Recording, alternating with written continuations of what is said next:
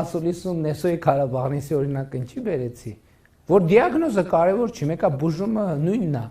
դոշակները լցնել վրեն ու նստել, որ քրտնի, չէ,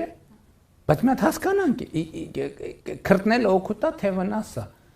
մեր իրականության, գիտեք ինչ, ես այսօր վերջնականապես որոշում եմ կայացրել, Հեսա կծիծաղեք կամ կժպտակ, թե ինչ որոշում եմ կայացրել, դուք գիտեք, որ ես բան եմ անում, սաղմոսներ գիտեմ, անգիր սաղմոսներ գիտեմ,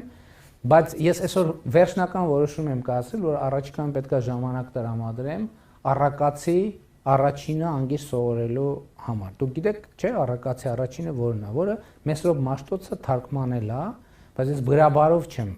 անգիր սովորելու, այլ աշխարհաբարով։ Ճանաչել զիմաստություն եւ սխարատ, ինչի, որովհետեւ այդ մենք պետք է հասկանանք եւ ժամանակին ես դրա մասին շատ մտածել եմ, կարծեմ փորձել եմ հոդվածը։ Ինչու է Մեսրոպ Մաշտոցը հենց դրանից սկսել։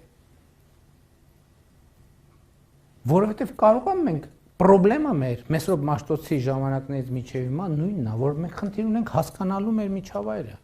Մենք խնդիր ունենք հասկանալու մեզ։